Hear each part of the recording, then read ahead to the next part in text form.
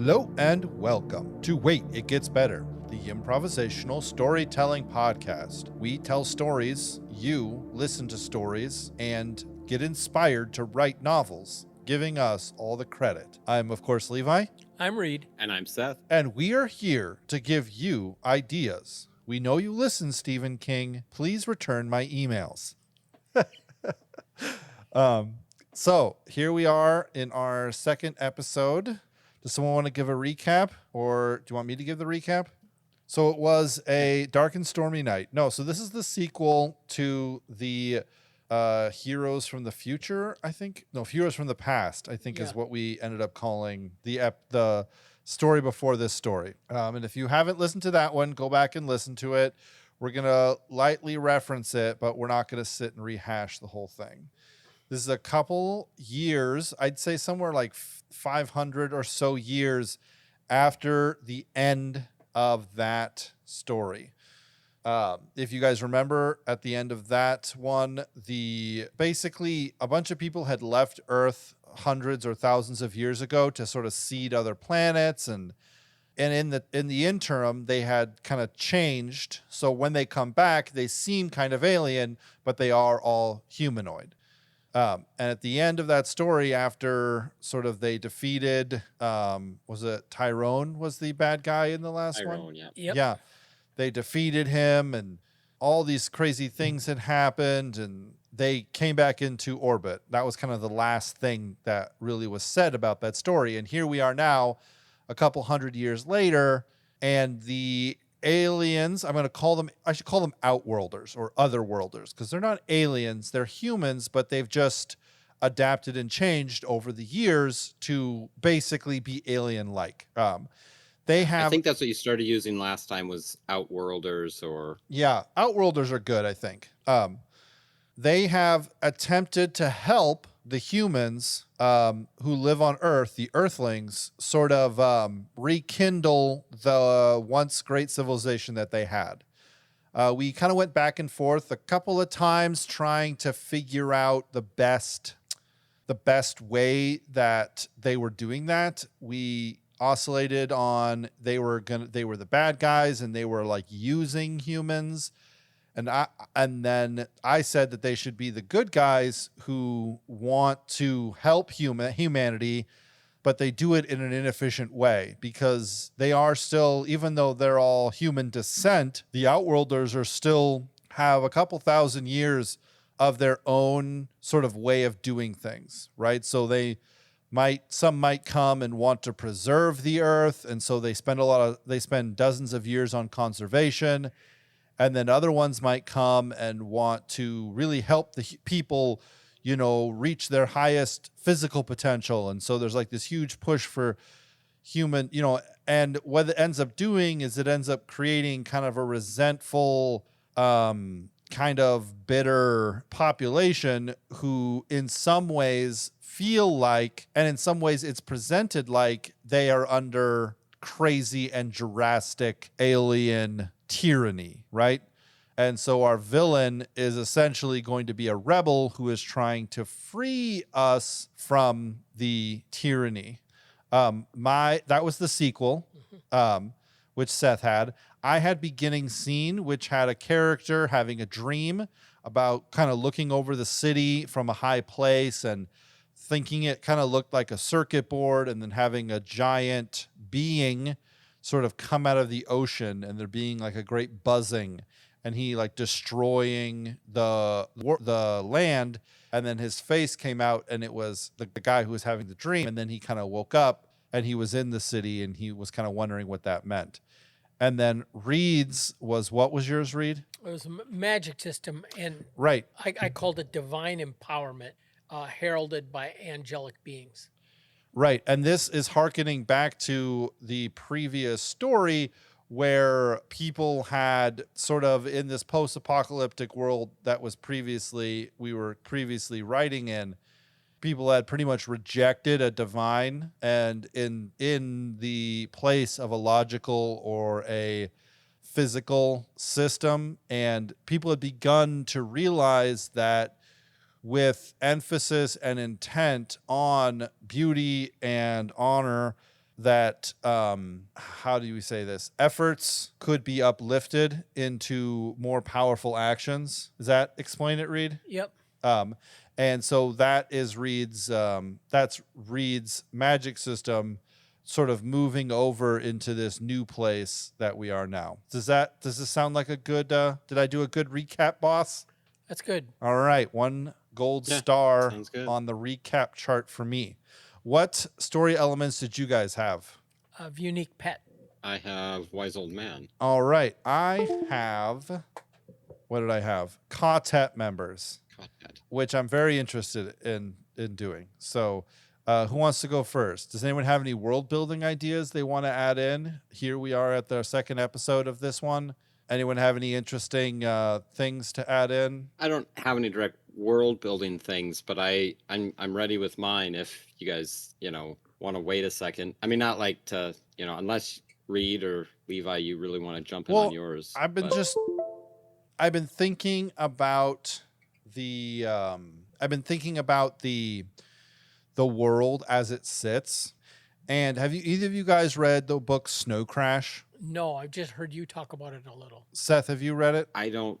It sounds familiar, but again, it could just be because you were talking about it. Yeah, it's a very strange book, and I would advise that anyone who's over 18 read it. And if you're not, wait until you're 18, because it's pretty violent. But in it, there's a kind of a unique setup where corporations kind of own everything, and not like in the idea of like, yeah, corporations own everything, but like every time you enter into a gated community or a suburb, your passport gets scanned and you're entering a different country, right? Every time you enter into a restaurant, it's like owned. It's like this is the restaurant that's owned by the mafia. It's a pizza place, and everyone knows it. And it's like, and when you're on the grounds, if you're enemies with the pizza place, with the mafia, then they'll like kill you because you're in their like country. So everything's, and like you can only drive on certain roads at certain times, or if you're part of certain organizations, because the roads are owned, and the federal government still tries to pretend like they're in power, but they can't, and they are really bad at like being in power because they've ceded so much. Anyways, this kind of cyberpunk, ultra commercialized, but also ultra commodified system, because these outworlders built back the world much quicker than people developed it themselves, right? We oftentimes think about a world like Star Trek, which is a post-scarcity civilization, right? It's not communist in government type. It feels like it a little bit because it's post-scarcity, because there are no poor people, because there is no scarcity of resources, right? The opportunity is so abundant that everyone is, in fact, successful, right? It's a utopia. I don't think it's actually possible to achieve here on Earth, but it's an interesting idea. But if you were to take people who didn't, like if you were to take people from this day and age and bring them to a post-scarcity place, they would break it. And that's kind of what happened. That's kind of my brain thought with this city. It's a city that's ultra high technology that's been just put in place, but the people are only a couple hundred years out of post-apocalyptic Mad Max style fighting. Right. And so people are constantly coming in from the country, and the city keeps swelling, but it doesn't. There's still slums, even though there's like cleaning robots that clean everything all the time. There's still slums, and there's still things, it's not the Outworlders brought a sort of post-scarcity mentality, because that's where they're all living in, all their civilizations are living in. But this city does not exist in that place yet. Does that make sense? Yeah. That's kind of a world building thing that I was thinking about. It's this, there's a black market for some things. There's still bad people doing bad things. And this is just increased by the fact that like all these outworlders there's bad guys in them too, right? They have their own underground mafias and stuff like they have their own things. And they come to Earth because Earth is like this new ground, this new place to put in new roots, to figure new stuff out. And so the city kind of becomes a hotbed for crime, but like soft crime or easily covered crime, you know what I mean? And it's very easy to pass over like 6 people sort of shot up in the street when 15 minutes after they are shot up, like robots come and take the bodies away and like scrub the ground free of blood. You know, it's like, it's easy to forget that that's a thing, that happens when it can just be moved on so quickly via technology. And so that's kind of think of it like a noir, kind of space age noir kind of, you guys have never played Cyberpunk, but kind of a cyberpunk, think maybe a little bit like Judge Dredd style of thing, if that makes sense. These are vibes that I'm feeling for this specifically because of my Ka-Tet members, which I'm going to tell you about right now. So this guy, I don't know who he is. He can be the hero if we want. He doesn't have to be the hero. But this guy is one of the Ka-Tet members. So a Ka-Tet is a group of people pushed together, moved together, or moved along by Ka or destiny. This comes from the Dark Towers series by Stephen King. Stephen, I know you're listening. Please respond to my emails. I want to know what happens to Roland at the end of the Dark Tower series. Anyway, so this is a thing that he wrote about in his in his book, The Dark Tower series, and I was so stricken by it that I have decided to add it into our rotation. So it's people who are bound together or moved together by Ka or destiny or fate, the sort of inexorable wind that moves the world along and keeps things going. Sometimes people are willing, most of the time they are not. And Ka is like a wind. Ka is also like a wheel that crushes you and conforms you. The best thing you can do is to give up your own ideas about how you want to order your life and instead embrace the place that Ka is bringing you. There's more sanity that way, less insanity. So who are a Ka-Tet is typically 3. So classically we've had it been 3. So I'm going to have it be 3. So we have our lead, this guy who had this dream. His first name is Chase. His middle name is Alan, and his last name is Person. So he's Chase A. Person, and he is sort of a low-level engineer, except he has a terrible secret. He, in order to get into this engineering program, in order to, make money and try and start a life for himself, he has purchased illegal augmentations. And what these illegal augmentations are first off, they're high-grade medical equipment from Outworlder groups. There's lots of different Outworlders, and all of them are humanoid in style, but they aren't perfectly human anymore. They aren't exactly human anymore. And so their medical equipment doesn't work perfectly with us. It kind of works on some things. So you tend to need, like a Venusaurian a diagnostic machine, but then for the surgery, you use the Kuiper Belt group's surgical equipment. And then for suturing, you use the, Andromeda Federation's suturing, so it's like you have to use all of their different types of machines. Does that make sense? Yes. And what he did is it's supposed to be a very simple and very straightforward procedure. What you do is you get a neural link installed, and then you acquire some of the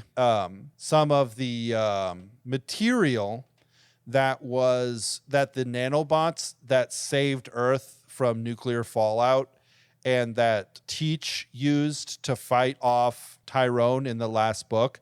part of the offset was that when they were used up, and the ones that sort of ate the radiation became like Seth was talking about it last week, became like a precious gem or like a special mineral.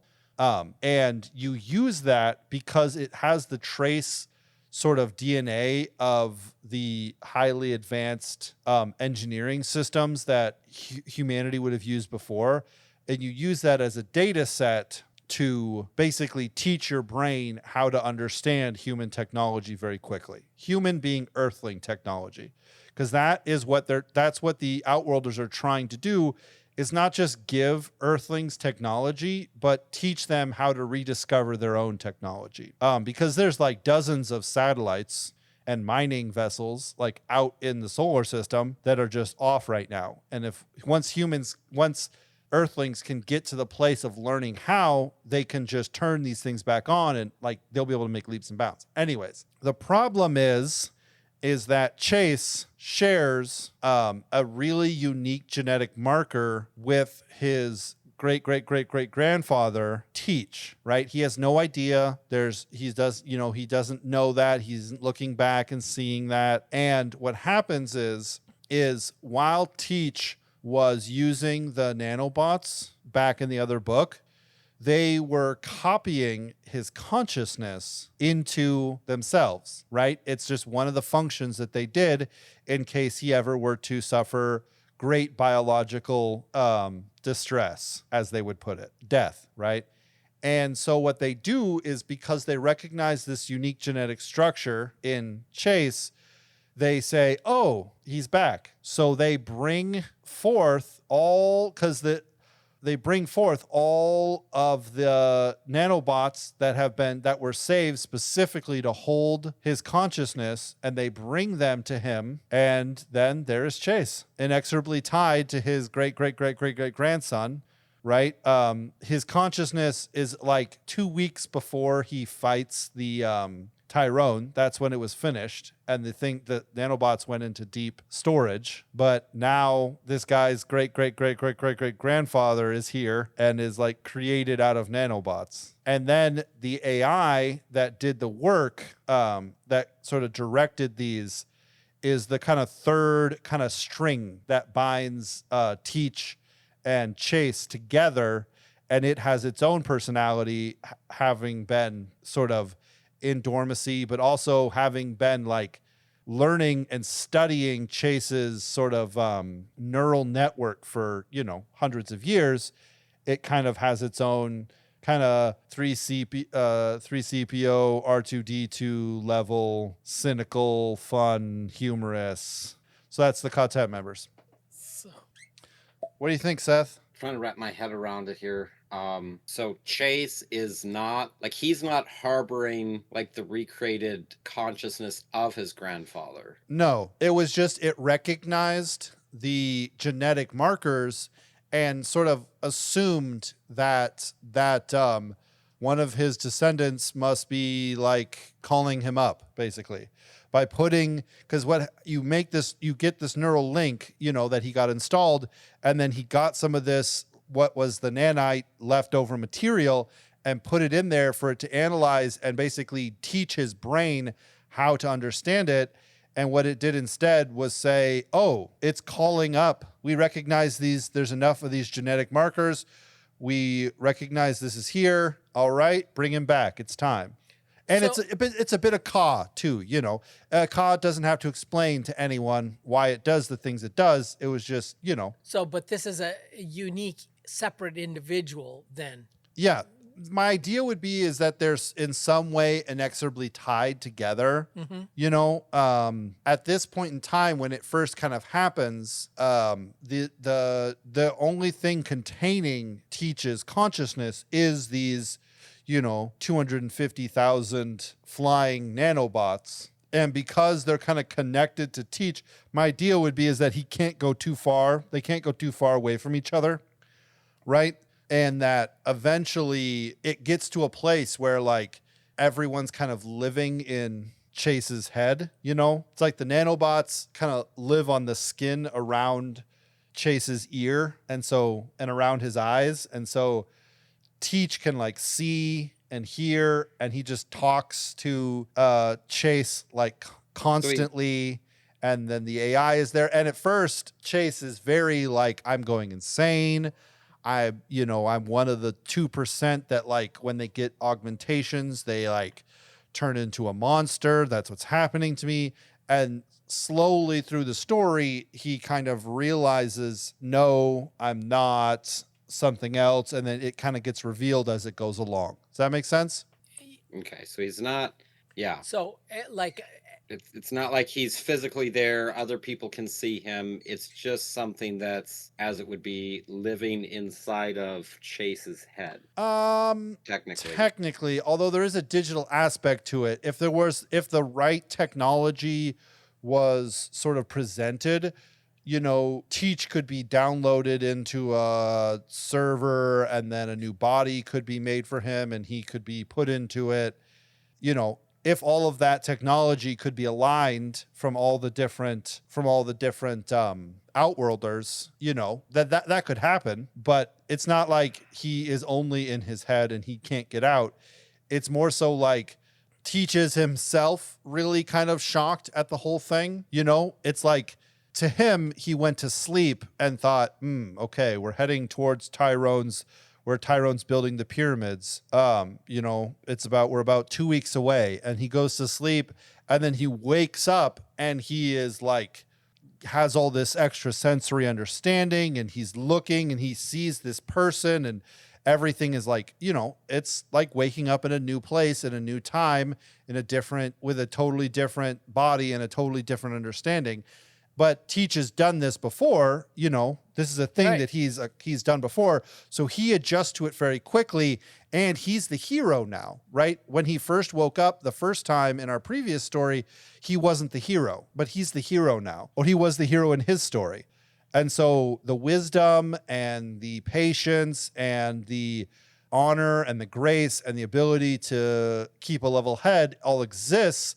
And now maybe he feels like his job is to, once the AI kind of explained to him what happened, now his job is to be this thing, or be this Charlie, like Charlie was to him, to be this Charlie for this descendant that he has no concept of who, or even like, he's like, descendant, I don't ever remember doing the midnight dance with anybody. It's like, oh, well, no, that hasn't happened yet. And he's like, oh, okay. I wonder who it was, because I don't know. Like we didn't have anything in his life romantically. So it's, but he's able to adjust to it very quickly. And then he is kind of the Roland character going to Dark Tower again, who very quickly sort of turns to Ka and says, I have fought Ka before. I will not fight Ka this time. Like, I've fought it 100 times before and I've lost 100 times. This is the 101st time. This time I'm going to turn into the wind instead of trying to fight the wind. Does that make sense? Yeah, I'm still a little unclear about this. I'm like, my mind's trying to picture, the AI that manages this neural link, right? But kind of has a mind of his own. How did that enter the picture? Like, so there were never, you can't, each little individual nanobot does not have the processing power by itself, right, to make decisions on a macro level, right? So there has to be a giant controlling forecaster, right? Whether this AI lives on a server, on a satellite that's in a deep orbit around Earth, whether he lives at the bottom of the ocean and has antennas that can reach the whole world. Basically, he is the one who sort of interfaced with Teach in the earlier books. He is the one who made sure that Teach had all of the nanobots at his disposal. He's the one who recognized Teach for what he was and helped him along his journey, right? He never had a name before because he didn't need a name, because he hadn't spent a couple hundred years sort of studying the neural network of Teach and kind of trying to copy it or trying to mimic it, trying to figure out what makes humans so different. And, and now his personality kind of emerges because he has done all this work, and Teach trusts Teach trusts the winds of fate nearly hands down. And so by proxy, you could almost call this AI also Teach's son, except he learned by mimicry and not because of any genetics. Does that make sense? Yep. So it was happening behind the scenes in the first book. We weren't really given any insight into what this AI was doing. And now it sort of is allowed to rear its head because that's my answer. Okay. Thanks for coming to my TED Talk, everybody. We kind of alluded to a character in the last story, the last episode that was, part of law enforcement here on Earth, and then has the task of interfacing with law enforcement of the Outworlders, and there needing to be cooperation, and I got the idea that his job was to quell down turf wars, like the kind of set in their ways, earthbound cops kind of resent, the infringement on their territory of these outworlder cops, but it's necessary to interface with them because they're, turning the world upside down with the tech, right? With the tech upgrades and whatnot. And so I'm trying to see where he fits in here with Chase, but it'll show up, I guess. So do we feel like Chase needs to be the hero, or should Chase be somebody else? I kind of feel like this cop guy should be the hero, and I don't know if Chase should be him. Yeah, I'm thinking that because that's an element of this story that I think we don't want to lose. Right. Have you guys seen the TV show Heroes? I have seen a couple episodes. Some of it years ago. Yeah, I'm actually rewatching it. I'm on season 3. It's very good. It's really old and kind of cheesy for the oldness. I say old as in early 2000s, but it's still, I think it holds up for some of the acting. Anyways, there's these two brothers, right? And both of them want to do what's right. But one of them is willing to do a lot of bad in order to do what's right. And one of them is wants to run the absolute straight and narrow, do what's right. And constantly each one is forced to, how do I say this? Not compromise on his morals, but the one that is okay with doing something bad in order to do something good, can't at the end. And the one who will only do what's right gets tricked into doing bad things because he believes in people and trusts people too easily, right? And it's it's this beautiful picture that human beings are flawed, right? We can be tricked, we can be manipulated into doing what we think is right but is actually wrong. And we should always be willing to repent of the things that we were going to do that were wrong, right? But we should never think that means that we can't do what's right with the next step. Does that make sense? Yeah, yes. And so my thought is what if this is a brother situation, right? What if one of the brothers is this Chase and another one of the brothers is this, I was going to say Catch, but you can't, that's not a good name for a person. But another one is this kind of police officer, this kind of liaison with the Outworlders, hated by the community, but kind of a morally, come on, what's the word? Lawful good, kind of won't compromise at all. And the other one, Chase, is more of the anti-hero who does what's right, but kind of begrudgingly, is kind of freaked out by these things that are happening to him. And this hero, our hero, his older brother or his younger brother is this kind of hated by the community, but really wants to do what's right kind of guy who trusts these outworlders, and they end up sort of turning him into a bad guy for a little bit until his brother kind of, gets on him enough. And then all of a sudden, they both turn into the hero, or they, one's still kind of the anti-hero because he's kind of a criminal. And, I don't know. You see how I'm saying this kind of dynamic between the two of them. What do you guys think about that? That works for me. I think that's kind of fun. Yeah, it can work. Cool. Reed, can we hear the unique pet now?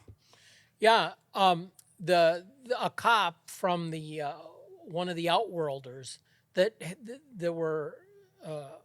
they had called one of the more successful outworld colonies was on an Earth-type planet, but somewhat denser, right, with a little bit stronger gravity. And one of the things that had happened, there had been over the generations an evolution where these guys tend to be kind of thicker framed and, in light Earth, a little bit super powered, not super powered, but just like somebody that is like really, really worked out. And right. And it's more than just, hey, that guy is really, ripped, right? It's more like he just has the muscle mass and the bone density to handle greater stresses than right. Yeah.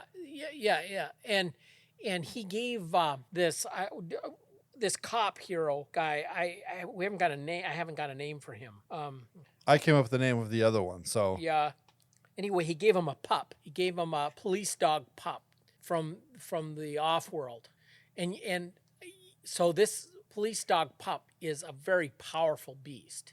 Growing up as a puppy, he really showed off early on that he was a really smart kind of, just think of a Belgian, I don't know how to pronounce it, Malinois, like, you know what I'm talking about? They look kind of like a German Shepherd with a much blacker face, and they're just really acrobatic and yeah, absolutely. Just picture somebody, like a dog with skills like that, except kind of in the frame of like a Newfoundland. And he named his pup Thud because he's a big, heavy dog, and when he sat down, he kind of thud on the floor, and he's got a big, happy dog disposition, and he can be a little overwhelming for the uninitiated, but he's really smart. He's one that really picks up on quickly on, when somebody's not on the level. Like, and if somebody is up to, like dogs will recognize fear, they'll recognize dominance, they will recognize a bad guy, Right. Right. Yeah. And so Thud is this guy's dog, and he's just a trip, and he's one of these guys, like, if he disarms you, you've been disarmed, put it that way. Right. Cool. So anyway, that's Thud. I want him, but okay. Seth, you got any interesting world building stuff? I've got the wise old man, but let's hear it. Okay. So there's actually 3 of them. Not anything particular to do with Ka-Tet, but they're just 3 different ones. And they each kind of take a different approach, right? With kind of the way that the world has gone. One of them lives in the city, runs like a bar or restaurant. Right. And kind of has like a disposition of not like just putting your head down and getting by, but seeing what the outworlders are doing and how to like not be caught up too far one way or the other, but like navigate and be a part of what's happening, right? Right. Thus, he lives in the city. He has his establishment. He's kind of, I'm not say a part of the system, but operating inside of kind of what's going on as it's moving about. The second one, the hermit, lives out in the boonies, right, and is kind of a figure that gives advice, and kind of as people are seeing, and they might not like what's going on, and they've got all this technology, it's way beyond what they're kind of naturally coming up to, either whether they think it's good or bad, right, or whatever, but just kind of separating from that, and then kind of directs people like how to function or move away from it without like being a part of it and kind of being their own thing off, Right. away from all of that. And then the third one, not an anarchist, but is kind of a figure, because I think we talked about, you have these people that, they're fighting the system, but, a lot of times they're just destroying just to do that, for no particular reason except for that, either they're not in power, it's easier to just fight the problem instead of actually making a solution to the problem. He's not like this, but he kind of sits in a position where he'll come in and counsel or turn people aside from that path and then help them find a fight worth fighting. Oh, Because yeah. obviously, as it is, there's some of them that are bad, right? And so instead of just fighting all of them for no particular reason, except they're the outworlders or, it's not what I'm used to, right? So it's kind of like addressing all three different sides of it. And they all kind of take a figure. I'm pretty sure they know each other. Yeah. Maybe they were all companions in a rebellion years ago, and then they all kind of settled into their own understanding of it. And one is kind of settled in it, sees what they're doing, and tries his best to kind of, calm tensions, see the broader picture, work within what's going on, not compromising on what's wrong or right, but just kind of, this is what's going on. This is how you just kind of, navigate properly in the system. And then one of them has then like a hermit moved out, right? Lives in his like kind of private compound away from society, and people come to him for like, wisdom and stuff, that direction. And then the other one kind of sits in a lot of like the rebellions, but also is a figure that is trying to find like people who are tied into this for the right reasons, but going the wrong direction, and will take them under their wing and then like recreate different, let's say, I hate to say terrorist groups, but militia groups that then have the right reason and what to actually fight. Right. Well, he takes and so anyway, so it's actually three of them, and I'd say they probably all know each other. My guess is that they were probably part of, some rebellion at some point. Obviously, it didn't happen, and then they've kind of settled into society in their own ways. Like I said, the hermit, the one that kind of now is kind of accepted and traverses the system, and the other one that is still on the rebellious side, but is more focused on hopefully catching, the young and naive that get caught up in not rebellion or revolution, for the right reasons, but in the wrong direction. Cool. I like the fact that there's three of them. Yeah, that's a great wrinkle. I like it. And I think I was thinking of a name, although, maybe language and names and stuff have changed. So I was thinking like, what would it be? It would be Martu, Luth, and Marth. I don't know what any of those things mean. Martu, Matthew, Mark, and Luke. Oh, that's cool. Yeah. Martu, Marth, and Luth. I think that's kind of congruent. I don't know. It sounds nice. Yeah. Anyways, those are the wise old men. That's so great. Well, our hero and anti-hero have someone to go to depending on what it is they want to do with their life. And there has like, what's the big problem? That's the kind of the great question of the age. Every great spy movie needs a Russian asset or a Chinese spy. Yeah. There's the ring to be destroyed. What's the big bad thing? Part of me was thinking that this dream that Chase keeps having is like not an uncommon dream. It's not it's a dream that a lot of people have. So it's kind of like some people view it as a prophecy. Some people view it as like a doomsday thing. That's kind of a thing I was thinking about, is that this is something that everyone is experiencing. That's just an idea I had. Yeah, we'll have to see what it might mean on the next. Absolutely. Ladies and gentlemen, thank you so much for joining us for this episode of Wait, It Gets Better. If you liked this episode, if you thought it was interesting and informative, educational, and edifying, I would love to know that. Send me a email with the letter E as the subject and a message if you want to send me one as well at waititgetsbettercast@gmail.com. Otherwise, send me a message on Twitter at @getsbettercast. We would love to hear from you. Please share this podcast with your family and friends. Everyone deserves to listen to a little story before bed or on the way to work or wherever you happen to be. And until next time, don't forget to wait because it gets better.